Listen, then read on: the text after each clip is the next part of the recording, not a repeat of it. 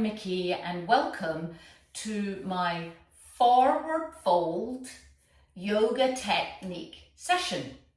And I've emphasized the word forward because this is very important, as you'll see when we move to the technique, that it's not a downward fold, it's a forward fold.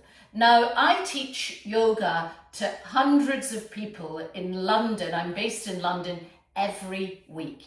And I see the same repeating patterns over and over and over again, which is a combination of bad technique, not ever learning the right technique, and posture, your general posture, the ability to breathe, to be able to move the breath around, and also the ability and to learn how to move that pelvic ball, which we do a lot in yoga.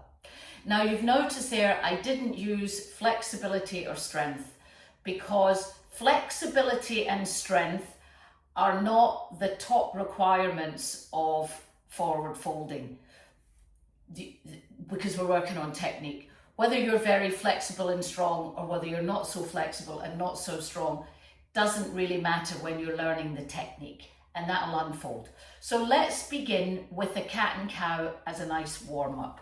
Now, another thing that you might, to do this technique, is either to have a cushion or a brick. Yeah? If you've got those things. If you haven't got those things, don't worry too much about it. Maybe you'll invest in those at a point later on. So cat and cow is tabletop. And if you've not practiced yoga before, I'm guessing that you do know what a table looks like. It's got 4 legs, 1, 2, 3, 4, and the top is flat because you want to be able to put your tea on there. So nice and long across those shoulders and the palm. And the pelvis is this bit here. The pelvis is key component in our ability to move. And in cat and cow, we're going to tilt. We call it the pelvic ball because it tilts like a ball. That's not a very good description, is it? Now let's tilt the tail upwards. You can see my lower back dips. Then I rotate my arms, draw my chest through and stretch the front of my neck. Open up my throat. Then on the exhale, I turn that pelvis. I turn the tail, I scoop the tail under. I draw my navel in. And as I go up the spine, I curve my back, I round my back, and I draw the chin all the way in. Then I release that and turn the tail, rotate the arms, go up, and turn it and come inwards. This is really great warm up for any kind of movement practice.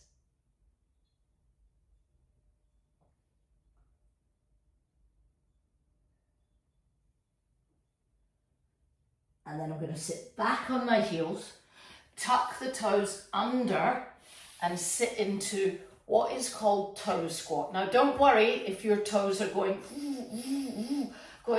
someone was saying to me this morning, oh my goodness, my toes hurt. And what I said to her is that everyone's toes hurt. Until you do this on a regular basis every day for about the next 10 years, then they'll stop hurting. I'm joking. It's just practice, stimulating the toes. And then we're going to come forward and we're going to lift those up, circle the feet around, roll over, bring the feet out in front of us. Take the right leg and hold the back of the right thigh. Inhale, extend, exhale, tap down. 1, 2, 3, 4, 5, 6. This is just the warm up. 8, 9, 10. And then put the left hand down on the floor and you're going to use the right hand to guide, and we're circling. Now for some people that circle might be a big circle like this, and for others it will be a small circle like this. Whatever it feels right to you, moving in that hip. Let's go the opposite way. 2, be careful that you don't start to slouch back. 3, 4, 5. And then you're going to bend that knee in. You're going to take the left arm and wrap it around the front of that knee and do a nice twist around to the right. We're going to take 3 breaths there. Inhale and exhale. 1, Exhale, 2, 3, and then we're going to untwist and do a nice change to the other side. 1, 2, 3, 4, 5, 6, 7, 8, 9, 10. Circling again, not minding too much, moving in that ball and socket in there, moving in that. So feel that. Let's go the other way. And like I say, that might be a small circle here. It might be a big circle like this. Whatever feels right for you. Step the foot in, you wrap the right arm around the left knee, you twist, 3 breaths, 1, and exhale, 2, 3, untwist, come back to center, and let's extend that leg away. Then we're going to bring the knees in towards the chest, take the hands over the front knees, connect the big toes, and circling again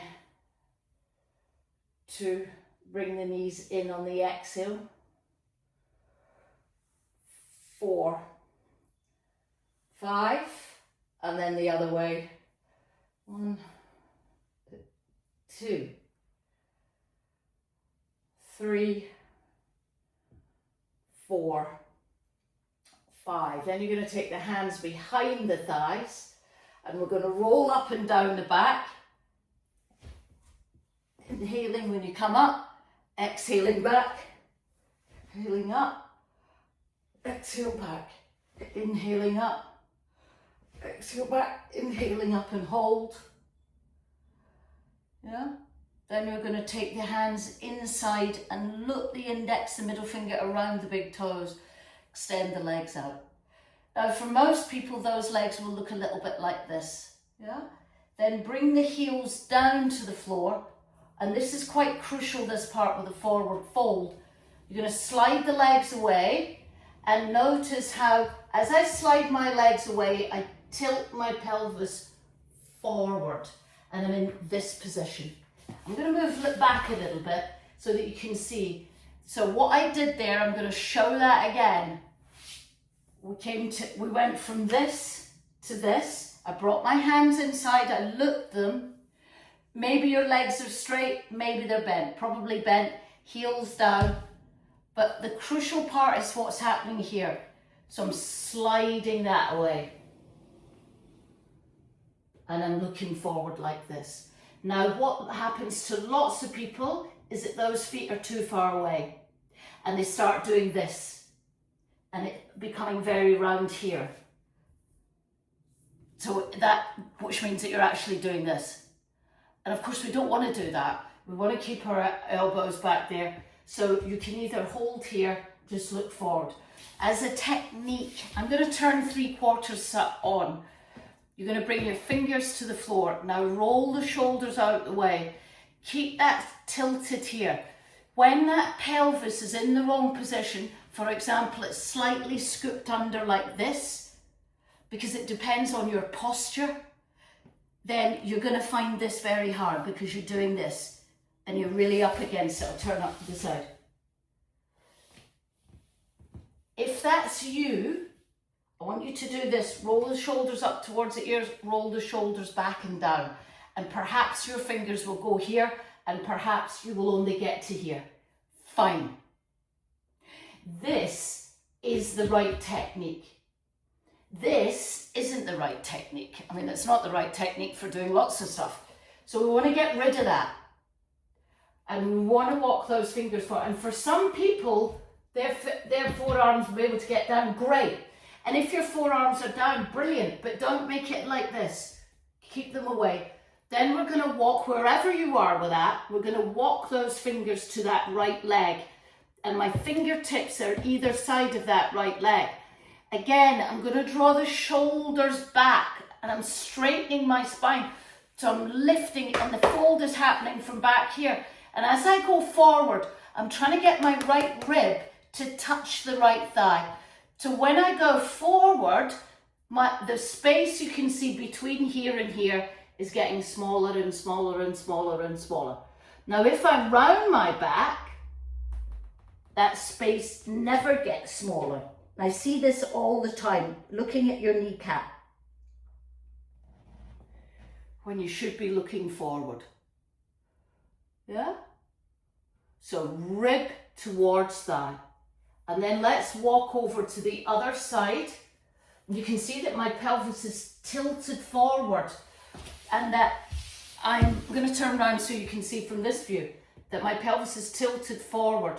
And again, I roll my shoulders back and I walk forward. And even if that's just to here, there'll be some people that will be away down here. But the goal is forward, long length. What the general mistake is this roundedness. Yeah?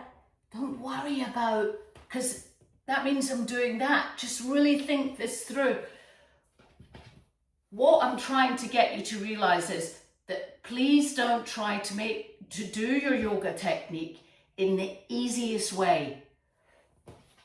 It's a long game. Yoga's a long game. It's not a quick fix. It's a long game. Forward. And then you're coming up. Yeah? And then we're going to bring that right foot in, and the sole of the foot, the edge of the sole of the foot is at the inside of that thigh. And then I'm going to lift up again. So I'm lifting up from here, and I'm creating, so the trajectory of this forward fold, if I was drawing a diagram, there'd be little dots that go like that.